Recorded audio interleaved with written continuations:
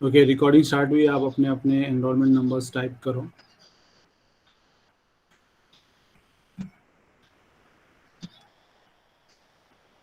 Constructor जो है function के जैसा दिखता है, राइट? तो एक बार फंक्शन का सिंटैक्स देख लेते हैं हम लोग। वापस से मैं करा रहा हूँ क्योंकि थोड़ा आप लोग को याद हो जाए। ठीक है, फंक्शन का डेफिनेशन सिंटैक्स क्या होता है? उसमें हम रिटर्न टाइप लेते हैं, रिटर्न टाइप और फंक्शन का नाम।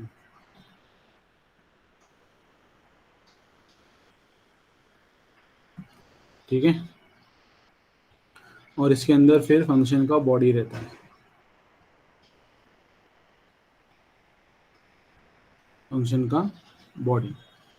अब कंस्ट्रक्टर जो होता है हमारा, वो सिमिलर कॉन्टेक्स्ट में हमारा कंस्ट्रक्टर जो होता है, कंस्ट्रक्टर का नाम लिखेंगे हम।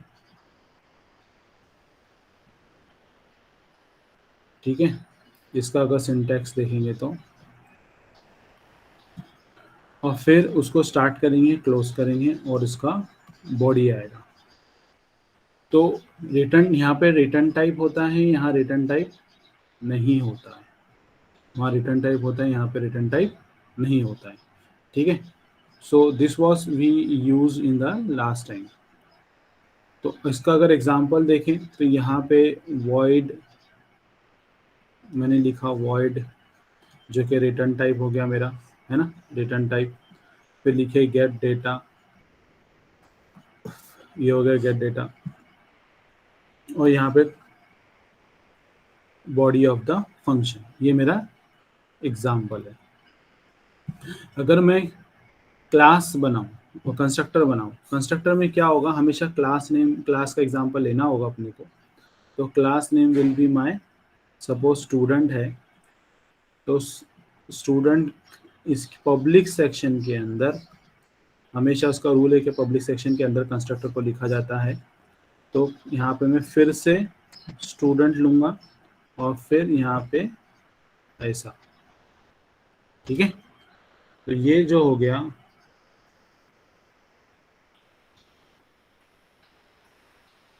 कोई भी स्टूडेंट्स का मेरे को रिक्वेस्ट वेटिंग पे नहीं दिख रहा है।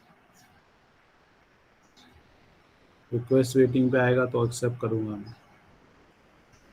तो ये मेरा कंस्ट्रक्टर हो गया। तो constructor name and class name should be same. ठीक है, constructor name and class name should be same. ये हो गया इधर पे। So constructor is a special member function whose task is to initialize the object of its class, object of its class. Almost 2 से 3 बार हमने repetition कर चुके हैं, और कई बार इसका रिपीटेशन हो गया है। ठीक है,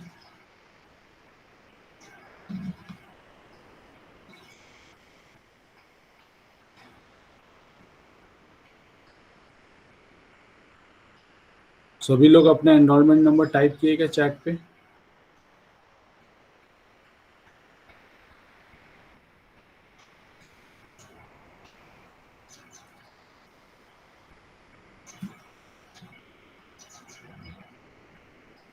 जो अभी तक कोई है जो जिसने एनरोलमेंट नंबर चैट पे टाइप नहीं किया? बहुत सारे लोग ने नहीं किया।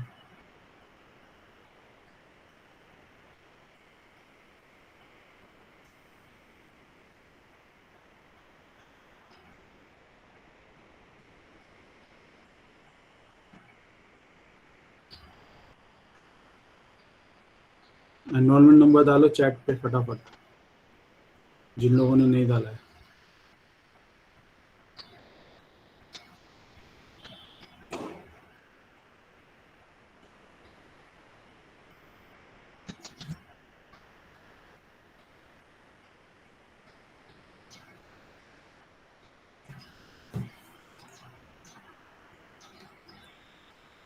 ओके, अब यहाँ पे आते हैं टाइप्स ऑफ कंस्ट्रक्टर पे। टाइप्स ऑफ कंस्ट्रक्टर में अगर हम लोग आए तो पहला कंस्ट्रक्टर का टाइप्स है हमारा default constructor, parameterize constructor, copy constructor, dynamic constructor, constructor overloaded constructor या multiple constructor, then constructor with the default value. चौथा टाइप जो है ना वो आपको नहीं है सिलेबस में, ये जो टाइप है ये सिलेबस में नहीं है, मैं जस्ट दिखाने के लिए बताया था कि ऐसा भी एक होता है। इसके अलावा जितने 5 होते हैं वो सारे हम आगे के चैप्टर में पढ़ेंगे, ठीक है। और डिफ़ॉल्ट कंस्ट्रक्टर जैसे कि मैंने लास्ट टाइम भी हमारा ये हो चुका है, तो कंस्ट्रक्टर का ये, हाँ चलो पहले देख लेते कैरेक्टरिस्टिक ऑफ कंस्ट्रक्टर क्या है। कंस्ट्रक्टर की पहली कैरेक्टरिस्टिक क्या है कि क्लास का नाम और कंस्ट्रक्टर का नाम सेम होना चाहिए। दूसरा, constructor should be declared in public section, constructor को हम पब्लिक सेक्शन में उसको डिक्लेयर करेंगे हमेशा। They are invoked automatically when the objects are created, objects are created, ठीक है। और they do not have return type, इनको रिटर्न टाइप नहीं होता है। तो हमने देखा कि क्लास का नाम फंक्शन का नाम सेम होगा, पब्लिक सेक्शन में उसको डिक्लेयर करना चाहिए। ऑब्जेक्ट जैसे हम लोग बनाते हैं वो ऑटोमेटिकली इन्वोक हो जाता है और उसको रिटर्न टाइप नहीं होता है, ठीक है। ये अभी जस्ट मैंने आप लोग को प्रीवियस इसमें बताया यहाँ पे। तो अभी पॉइंट नंबर 5 पे में आर्ग्यूमेंट लेता है, ठीक है। ये हमारा पैरामीटराइज्ड कंस्ट्रक्टर्स का कंसेप्ट यहाँ से आएगा। दूसरा 6th जो पॉइंट है, they cannot be inherited. They cannot be inherited का मतलब इनहेरिटेंस चैप्टर से बिलोंग करता है। जब ये आएगा तब इसके रिलेटेड कुछ क्वेश्चन रहेंगे, उस चैप्टर पर रहेंगे तब हम लोग इसको डिस्कस करेंगे, ठीक है। तो इसको इनहेरिटेंस अलाउड नहीं है। दूसरा, इनहेरिटेंस का एक कंसेप्ट है जिसको बोलते हैं वर्चुअल, वो भी इधर पे अलाउड नहीं है। पॉइंटर चैप्टर से एक कंसेप्ट आता है जिसका नाम है, पॉइंटर चैप्टर से कंसेप्ट आता है उसका नाम है एड्रेस, वो भी यहाँ पे अलाउड नहीं है, ठीक है। तो इन रेफरेंस टू एड्रेस, हाँ एड्रेस हमारे पास, एड्रेस ऑपरेटर कोई चैट पे बताएगा कैसा दिखता है, what is address operator? Exactly ampersand, इसको एम्परसेंड बोलते हैं इस प्रोग्रामिंग लैंग्वेज में। It is known as ampersand, उल्टा एस जो होता है, एंड जिसको नॉर्मली आप लोग बोलते हैं, तो प्रोग्रामिंग में हम इसको एम्परसेंड बोलते हैं, DSY वाले। तो ये जो है पॉइंटर चैप्टर से पॉइंट नंबर 8 बता रहा है, वो हम लोग यहाँ पे तब देखेंगे। फिलहाल के लिए इसका वापस एक चीज़ आपको इसी चैप्टर में दिखेगा, वो अलग रहेगा, वो मैं आगे बताऊंगा। 9th, object with constructor can not be use as a member of union. तो और इम्प्लिसिट कॉल यहाँ पे जो लास्ट में देखो, ये जो पॉइंट नंबर 6 से लेकर 9 है ये हमारे फ्यूचर कंसेप्ट है, तो हम लोग तब देखेंगे। फिलहाल के लिए इम्प्लिसिट कॉल मतलब अगर कोई फंक्शन को, अगर आपको याद होगा जब हम लोग ने वॉइड मेन लिए थे, वॉइड मेन, तो यहाँ पे स्टूडेंट अगर मैंने क्लास लिया हूँ, उसका ऑब्जेक्ट एस बनाया हूँ, तो एस डॉट गेट डेटा लिखता हूँ। तो ये मैं जब लिख रहा हूँ ना, तो ये एस डॉट गेटा लिख रहा हूँ, तो it is known as explicit call. क्या बोलेंगे इसको? एक्सप्लिसिट कॉल या external call, external call, explicit या एक्सटर्नल कॉल। बट कंस्ट्रक्टर क्या बोलता है कि लाइन नंबर यहाँ पे देखो 3 पे, invoke automatically when objects are created. मतलब जब मैं ये लाइन लिखता हूँ, जो यहाँ पे ये वाली जो लाइन आई है, जब मैं लिखता हूँ तो ये ऑटोमेटिकली कॉल हो रहा है। तो यहाँ पे it is known as implicit call, it is known as implicit call, जिसको हम लोग बोल सकते हैं internal call, internal call. But better technical word is implicit और एक्सप्लिसिट, ठीक है, ये यूज करना है अपने को। तो हम लोग ने फर्स्ट चैप्टर में एक और चीज देखा था कि न्यू ऑपरेटर और डिलीट ऑपरेटर का कंसेप्ट आता है। न्यू ऑपरेटर मेमोरी एलोकेट करने के लिए, मेमोरी एलोकेट करने के लिए, और ऑब्वियसली डिलीट ऑपरेटर मेमोरी को डी एलोकेट करने के लिए, ठीक है। तो यहाँ पे जब हम इम्प्लिसिट कॉल ऑब्वियसली कर रहे हैं तो ये इंटरनली हो रहा है, तो यहाँ पे इम्प्लिसिट कॉल में न्यू और डिलीट ऑपरेशन उधर ही हो जाता है। तो न्यू ऑपरेटर उधर ही हो जाता है। डिलीट जब हम डिस्ट्रक्टर पढ़ेंगे, डिस्ट्रक्टर, तब उसको इंटरनली इम्प्लिसिटली यूज हो जाएगा, ठीक है, इम्प्लिसिटली यूज हो जाएगा। तब देखते हैं उसको आगे जाकर। फिलहाल के लिए हम इसका पढ़े थे मगर कभी यूज नहीं किए थे, क्योंकि ये इम्प्लिसिटली हो रहा है तो यूज में आ नहीं रहा है। ये आप लोग शायद न्यू और डिलीट को आप DSU में अच्छे से और पढ़ोगे, डेटा स्ट्रक्चर के अंदर। टाइप्स ऑफ कंस्ट्रक्टर में आते हैं। पहला कंस्ट्रक्टर है डिफॉल्ट कंस्ट्रक्टर। डिफॉल्ट कंस्ट्रक्टर उसको कहा जाएगा जिसके अंदर पैरामीटर नहीं होता है। जैसे के लिए सिंटैक्स में हम कंस्ट्रक्टर का नाम लिख दिए, एक क्लास मैंने अकाउंट बनाया, उसके अंदर मैंने इंटीजर टाइप का अकाउंट नंबर डाला, बैलेंस डाला, दो वेरिएबल ले रहा हूँ मैं। पब्लिक सेक्शन में मैं अकाउंट ले रहा हूँ, डिफॉल्ट एंड एम्प्टी कंस्ट्रक्टर, और फिर यहाँ पे मैं account number equal to 1, balance equal to 1000, account close, class close. Constructor भी क्लोज हो गया, क्लास भी क्लोज हो गया। तो यहाँ पे आप नोटिस करो कि ये जो मेरा ब्रैकेट है ना, इस ब्रैकेट में कुछ भी नहीं है। That's why it is known as default constructor और एम्प्टी कंस्ट्रक्टर। ठीक है, ब्रैकेट में कुछ नहीं है इसीलिए। तो जब मैं इसको रन करूंगा, रन करने के लिए मुझे वॉइड मेन लगेगा, तो सूडो कोड ही लिख रहा हूँ मैं, पूरा पूरा नहीं लिख रहा हूँ। तो सूडो कोड में अकाउंट नाम का मैं इसका क्लास का नाम लिख देता हूँ, ऑब्जेक्ट ओबीजे नाम से एक ऑब्जेक्ट बना लेता हूँ, और क्लास क्लोज किया, खत्म। ठीक है, तो ये ऑब्जेक्ट मैंने बनाया। सिंस मैंने यहाँ पे ऑब्जेक्ट बनाया है, तो ये डायरेक्टली इम्प्लिसिट कॉल जाएगा, इसको, इस कंस्ट्रक्टर को इम्प्लिसिट कॉल जाएगा, बराबर, इम्प्लिसिट कॉल जाएगा। और फिर रैम के अंदर, इनसाइड द रैम, ये ऑब्जेक्ट ने कुछ मेमोरी ऑक्यूपाई किया होगा। ऑक्यूपाई कैसे करेगा वो ऑब्जेक्ट जो ओबीजे है मेरा, वो ऑब्जेक्ट रैम के लिए मेमोरी ऑक्यूपाई करेगा दो वेरिएबल्स के लिए जो यहाँ पे स्पेसिफाइड है। कौन से variables? Account number and balance. तो अकाउंट नंबर में आपने क्या डाला है? 1 और 1000, तो यहाँ पे 1 जाएगा, यहाँ पे 1000 चला जाएगा। ठीक है, तो ये डिफॉल्ट कंस्ट्रक्टर इस तरीके से वर्क करता है। डिफॉल्ट कंस्ट्रक्टर इस तरीके से वर्क करता है इंटरनली इनसाइड योर रैम। चलो अब आगे बढ़ते हैं। पैरामीटराइज कंस्ट्रक्टर क्या होता है? पैरामीटराइज कंस्ट्रक्टर जहां पे ऑब्वियसली पैरामीटर होगा, ब्रैकेट के अंदर कुछ लिखा होगा, उसका सिंटैक्स इस तरीके से होगा। हम लोग कंस्ट्रक्टर का नाम डालेंगे, डेटा टाइप देंगे, पैरामीटर देंगे, डेटा टाइप देंगे, पैरामीटर देंगे, डेटा टाइप देंगे, पैरामीटर देंगे, एन नंबर ऑफ पैरामीटर्स आएंगे, जितने चाहे आप उतने डाल सकते हो। ठीक है, फिर एग्जांपल देख लेते हैं। क्लास अकाउंट, सिमिलर क्लास बना रहे हैं हम लोग ताकि कंफ्यूजन ना हो। फिर हमने यहाँ पे एक वेरिएबल लिया account number and balance. Publicly मैंने एक कंस्ट्रक्टर बनाया। इस बार कंस्ट्रक्टर के ब्रैकेट के अंदर आप नोटिस करो कि पैरामीटर्स हैं, और ये पैरामीटर्स आर नथिंग बट, अगर इससे कॉन्टेक्स्ट में देखें तो डेटा टाइप इंटीजर हमने यूज़ किया है, और ए हमने वेरिएबल लिया है, फिर वापस इंटीजर नाम का एक डेटा टाइप लिया है, फिर बी लिया है, तो यहाँ पे दो ही ले रहे हैं हम लोग। ठीक है, तो इस तरीके से हमको वेरिएबल्स के साथ उनका डेटा टाइप स्पेसिफाई करना ज़रूरी होता है। ठीक है, कंस्ट्रक्टर स्टार्ट करते हैं। ए के अंदर जो आने वाली वैल्यू है, ये भी आने वाली वैल्यू मतलब क्या? It will be coming from somewhere else, right, may be from main function, तो वो वहाँ से आएगी, अकाउंट नंबर में जाएगी। फिर बी से बी की जो वैल्यू आएगी वो बैलेंस में जाएगी। अकाउंट कंस्ट्रक्टर क्लोज हो गया, जो कि मेरा पैरामीटराइज कंस्ट्रक्टर था, it is close, class is close. अगर मैं इसका मेन फंक्शन बनाता हूँ, ठीक है, तो how the main function will be, तो वॉइड मेन फंक्शन लिखे हमने। फिर इसके अंदर मैंने वही क्लास लिखा, अकाउंट और ओबीजे लिया। दिस टाइम थोड़ा सा अलग है, गौर से देखना क्या अलग है। यहाँ पे हम वैल्यू देंगे इसको। सपोज हमने दिया 1101, ठीक है, ये मैंने अकाउंट नंबर दिया और बैलेंस दिया उसको 1000, तो ये मैं ऑब्जेक्ट के थ्रू भेज रहा हूँ। So this is nothing but my A and this is nothing but my B.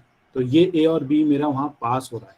जैसे ये फंक्शन क्लोज कर लेते हैं, और जैसे ये ऑब्जेक्ट कॉल होता है, इम्प्लिसिट कॉल, ऑब्वियसली इसमें भी इम्प्लिसिट कॉल ही रहता है, इम्प्लिसिट कॉल होगा, इम्प्लिसिट कॉल। और यहाँ जब वो लैंड करेगा इम्प्लिसिट कॉल में, ठीक है, इम्प्लिसिट कॉल जो मेरा इसका हो रहा है, तो यहाँ पे मेरा आएगा 1101, यहाँ पे आएगा 1000। ठीक है, तो ये 1101 मेरा इधर जाता है, 1101 अकाउंट नंबर पे, वेरिएबल पे, और यहाँ से बी में से वो मेरा इधर जाएगा यहाँ पे। ठीक है, so this is how it is going to work. अब यहाँ पे रैम का कंसेप्ट अगर देखें, रैम में क्या हो रहा है, तो रैम के अंदर ऑब्वियसली इम्प्लिसिट कॉल हो रहा है, मतलब रैम में मेमोरी ऑक्यूपाई की जाने वाली है।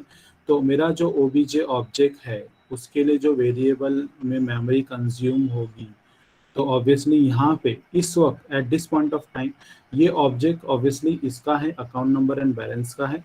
तो फिर यहाँ पे अकाउंट नंबर एंड बैलेंस में आपने जो वैल्यू डाला है 1101 और यहाँ पे डाला है 1000, ये वैल्यूज रैम में स्टोर हो जाएगी। ठीक है, so this is how it going to be working inside the RAM. तो ये इस तरीके से इसकी वर्किंग रहेगी। तो इसका किस तरीके से ये मैनिपुलेट होता है, अंदर वैल्यूज जाती हैं आती हैं, इसको आप लोग ने अभी देखा। I hope everyone parameterized constructor and copy default constructor is clear with your type see if it is clear. देखो चीजें इधर पे पहचानने आना चाहिए, देखते ही पहचानने आना चाहिए। ठीक है, यू शुड नो, जैसे आपने देखा पहचान लिया, हाँ ये पैरामीटर है, हाँ ये डिफॉल्ट है, ऐसा ऐसे फंडे होते हैं। और back of the mind RAM में, हमारे रैम में मतलब कंप्यूटर दिमाग वाले रैम में पता होना चाहिए कि how it is working, right. चलो अभी तीसरा कंस्ट्रक्टर देखते हैं, सबका प्रैक्टिकल होगा। पहले थ्योरी समझ लो फिर प्रैक्टिकल भी होगा। जो थ्योरी में मैं प्रोग्रामिंग ही करा रहा हूँ pseudo code point of view, इसका एक्सपेरिमेंट नंबर 10 है। 8 मैंने कराया, 9 करना नहीं है, ऑप्शन में है। 10th वाला जो एक्सपेरिमेंट है वो मुझे कराना है। अगर मैं डायरेक्टली एक्सपेरिमेंट कराने गया ना तो वैसे ही हाल होगा जो फ्रेंड फंक्शन के टाइम हुआ था। इसलिए सब्र करने का थोड़ा, मैं डायरेक्टली प्रोग्राम कराऊंगा फिर बाद में थ्योरी कराऊंगा तो वो उल्टा जाता है। तो यहाँ पे भी मैं प्रोग्राम ही कराता हूँ मगर सूडो कोड के फंडे से करता हूँ। ठीक है, तो we will be doing experiment number 10 in this similar context during practical। तो वो अभी यहाँ जब PR है तो PR में PR होगा, ये थोड़ा सा पॉसिबल नहीं है के केस में। तो हम लोग थोड़ा सा थियोरी सब्जेक्ट और प्रैक्टिकल, सब्जेक्ट एक ही है, थियोरी को प्रैक्टिकल के साथ पैरेलली लेके जाएंगे ताकि आपको समझने में इम्पोर्टेंट है कि समझना जल्दी आसानी से समझना है, not to make thing complicated for you. Practical के चक्कर में प्रैक्टिकल करा रहा हूँ तो फिर क्या होगा, वो चीज़ें कंफ्यूजिंग होती है। ठीक है, आप ही लोग के लिए प्रॉब्लम होगा, मेरे लिए नहीं। ऐसा पढ़ाई करना है कि भाई लेक्चर में 50% याद हो जाना चाहिए, रिमेनिंग 50% फिर आप करो। मेरा 80-90% तक याद हो जाएगा। Okay, going ahead, copy constructor कैसा होता है, मैं इसीलिए जानबूझ के बार बार रिवीजन क्यों कराता हूँ, इतना रिवीजन इसलिए कराता हूँ ताकि आपको लेक्चर्स में याद हो जाए। ठीक है, constructor that is used to declare and initialize an object of another object. अब ये भारी भारी शब्द आ रहे हैं तो इनको भारी शब्दों को बाद में रख लेते हैं, देखते हैं। अभी अपन थोड़ा सा सूडो कोड से इसको पढ़ते हैं। ठीक है, कॉपी कंस्ट्रक्टर की पहचान ये है कि इसमें भी पैरामीटर होता है मगर पैरामीटर के फंडे लगे। यहाँ डेटा टाइप की जगह क्लास नेम है और यहाँ पे एम्परसेंड ऑपरेटर यूज हुआ है और ऑब्जेक्ट यूज हुआ है वेरिएबल की जगह पे। ठीक है, पैरामीटराइज और इसमें फर्क क्या आ रहा है कि यहाँ पे हमारे पास क्लास नेम है, एम्परसेंड है और ऑब्जेक्ट का नाम है। ठीक है, देखेंगे इसका एग्जांपल सूडो कोड के थ्रू। अकाउंट क्लास लिया मैंने। देखो कॉपी करना किसको बोलते हैं, सिंपल सी बात बताऊं, वेरिएबल के पॉइंट ऑफ व्यू से ए में अगर 10 रखा है और बी मेरी खाली है, वेरिएबल बी इज एम्प्टी, तो बी के अंदर मुझे 10 चाहिए तो मैं क्या करूंगा, ए की वैल्यू बी को दे दूंगा, तो ये मेरा कॉपी हो जाएगा। सिंपल, ये कॉपी कैसा हो रहा है, वेरिएबल टू वेरिएबल कॉपी हो रहा है। ठीक है, मगर हम क्या करना है, हमको वेरिएबल टू वेरिएबल नहीं, हाँ हमको ऑब्जेक्ट कॉपी करना है थ्रू कंस्ट्रक्टर। तो वो कुछ कंसेप्ट यहाँ पे आने वाला है। तो उसको स्टार्ट करने से पहले आप लोग एक काम करो, पहले तो ये जो इतना पार्ट है ना, एक बार मैं चाहता हूँ कि ये लोग, आप लोग ये डायग्राम वाला जो मैंने बनाया लास्ट टाइम आप लोग ने बनाए नहीं थे, इसको लिख लो फटाफट, एक बार प्रैक्टिस करो। क्योंकि देखो कंस्ट्रक्टर फिर इनहेरिटेंस के चैप्टर में फिर से आएगा, ऐसा नहीं कि ये चैप्टर यहीं पे खत्म हो जाएगा तो आपको नहीं आने वाला है। वो is something like it is interconnected. Class आप देख रहे होगे, इस सेकेंड चैप्टर में हम लोग क्लास का इस्तेमाल कर ही रहे हैं और क्लास हम लोगों ने फर्स्ट चैप्टर के कुछ पार्ट में कर दिया था। तो क्लास, फिर अभी कंस्ट्रक्टर, अभी क्लास और कंस्ट्रक्टर दोनों मिलकर थर्ड चैप्टर में आएगा। फिर क्लास, कंस्ट्रक्टर, इनहेरिटेंस तीनों मिलकर फोर्थ चैप्टर में आएगा। ऐसे ही आपके थोड़े कंसेप्ट बढ़ते जाएंगे। यही रीज़न है I am telling you to write and revise. ठीक है, एक बार इसको लिख लो, रैम के कंसेप्ट के साथ लिखो फिर से एक बार एवरीवन।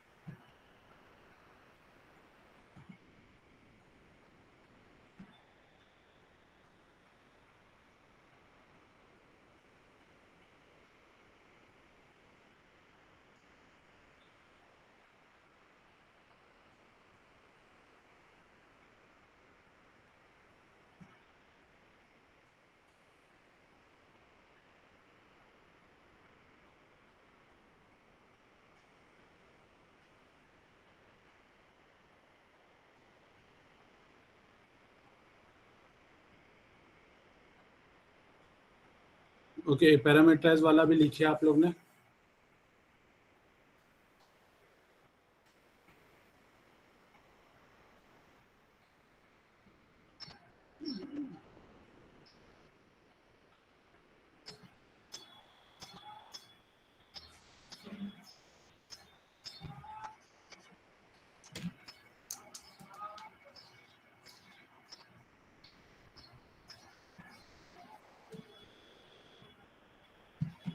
वो लिखकर type in the chat yes no.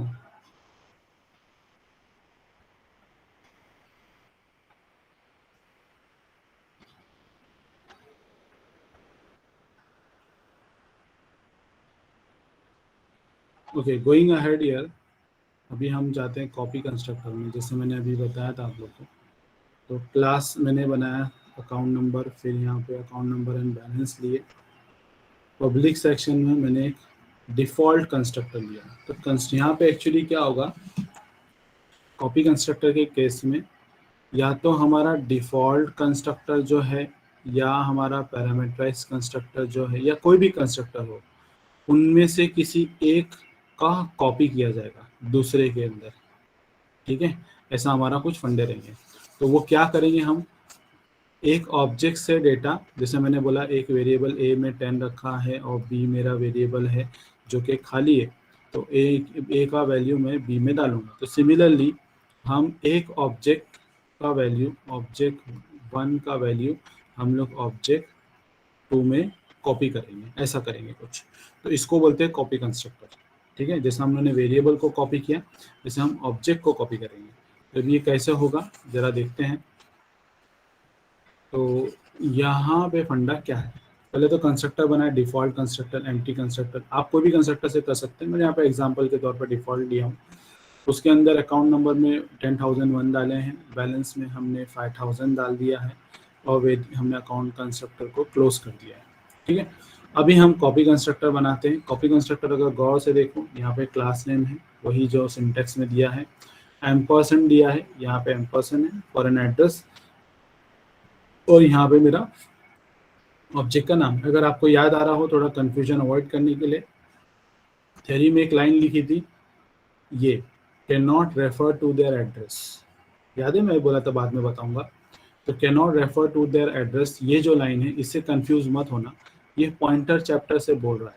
It is from belong to pointer chapter. और यहाँ पे जो हम एड्रेस की बात कर रहे हैं, यहाँ हम लोग उस पर्टिकुलर ऑब्जेक्ट की मेमोरी एड्रेस की बात कर रहे हैं। ठीक है, तो ये जो एम्परसेंड ले रहा है, ये पर्टिकुलर ऑब्जेक्ट की हो रही है। ठीक है, not belong to pointer.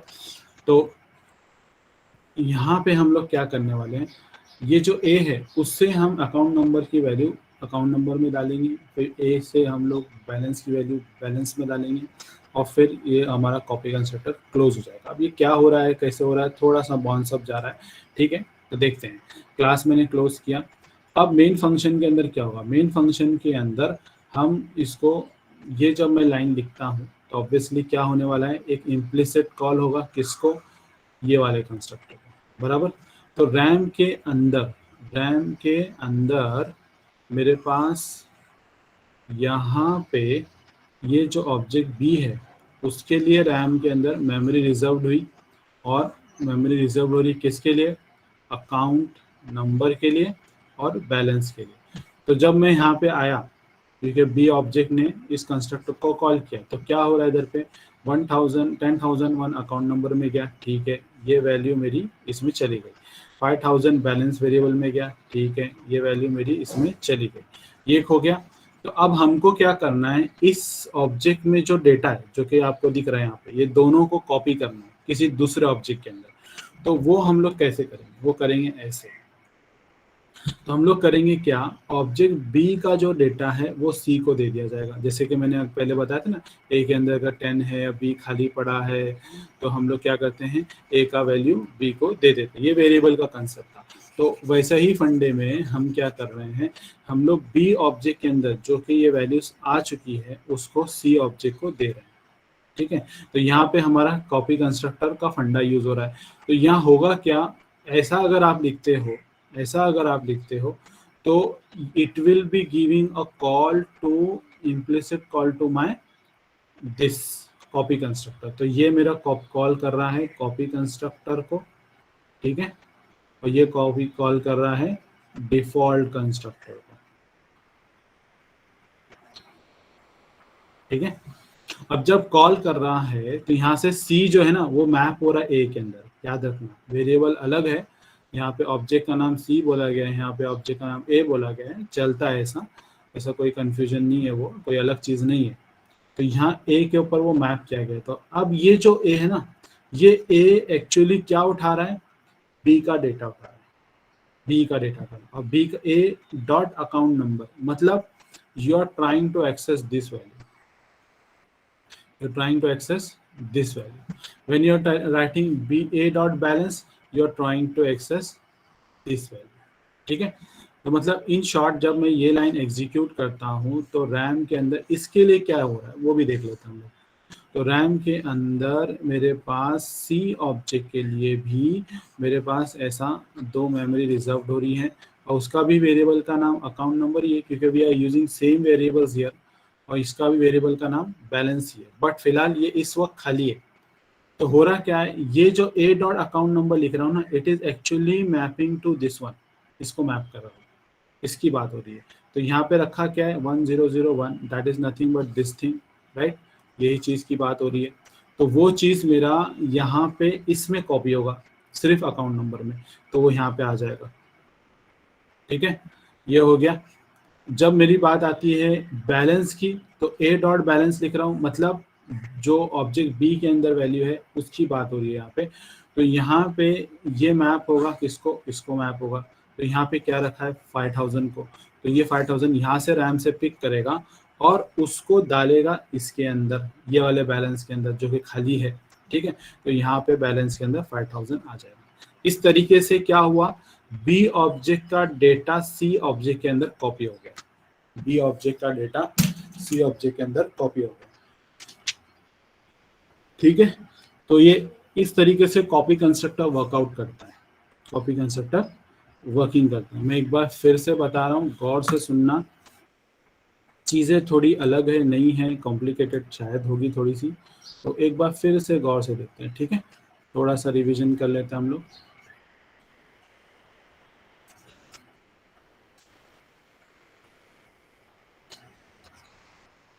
Okay,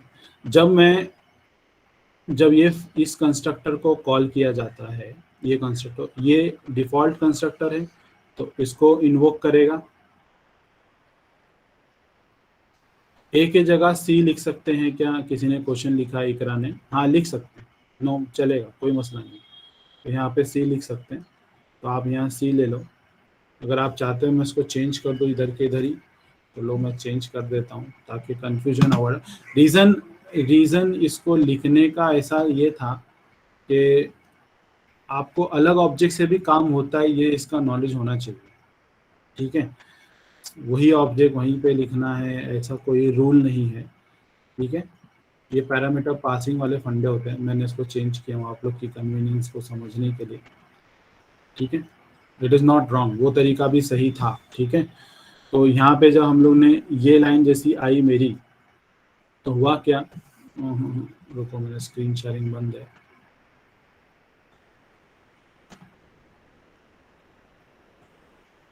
screen दिख रही है,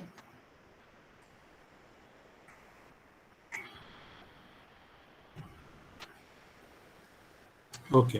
तो जैसे ही मैं ये लाइन एग्जीक्यूट करूंगा, ये क्या करेगा, इम्प्लिसिट कॉल देगा अकाउंट नंबर, अकाउंट नाम के डिफॉल्ट कंस्ट्रक्टर को।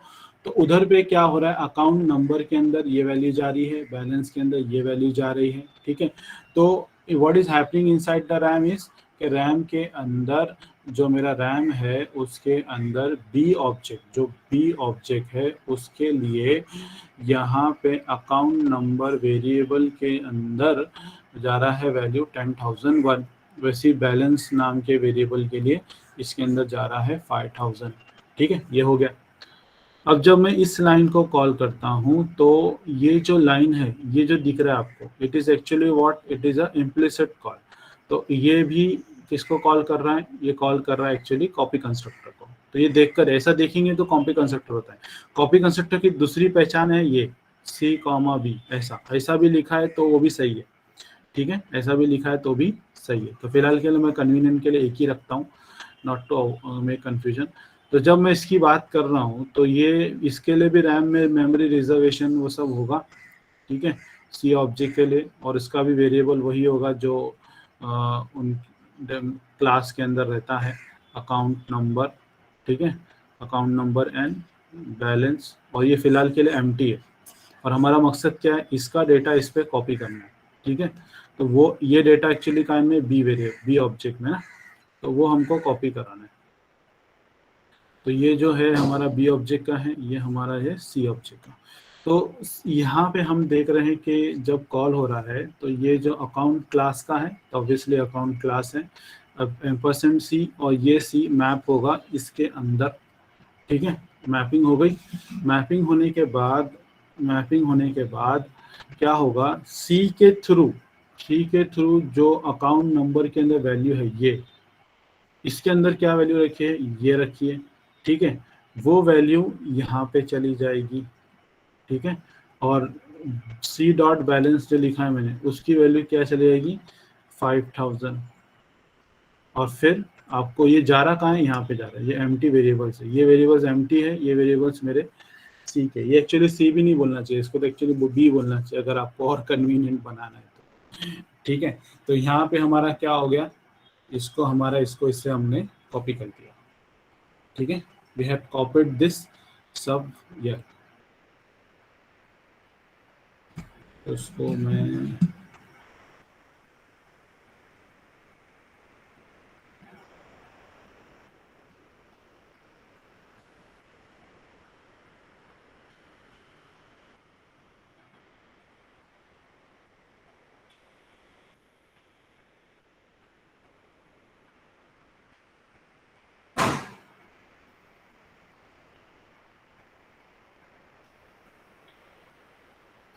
ठीक है, तो मैंने यहाँ पे बी से चेंज कर दिया उसको, ताकि याद पता चले कि बी का अकाउंट है और बी का बैलेंस है, थोड़ा और इजी बनाने के लिए आप लोग को। तो यहाँ से डेटा यहाँ जा रहा है, यहाँ से डेटा यहाँ जा रहा है।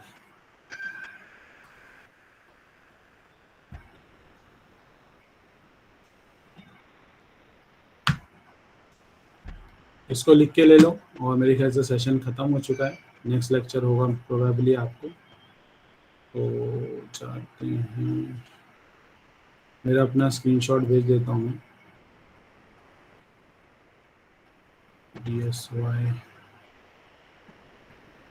DSY वाले फर्स्ट चैप्टर के वीडियो लेक्चर सब अवेलेबल है प्लेलिस्ट में, आप लोग ज़रूर देखना, ठीक है।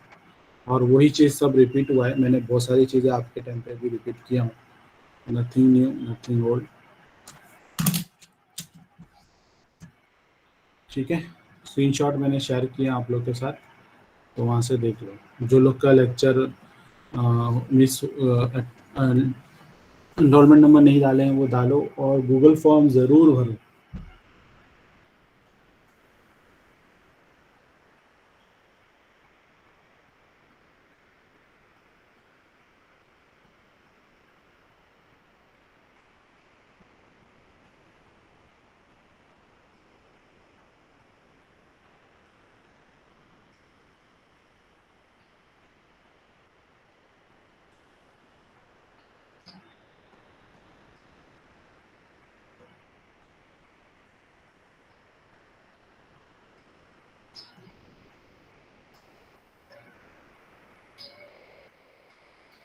सेशन क्लोज कर रहा हूँ मैं, नेक्स्ट लेक्चर होगा आप लोग का।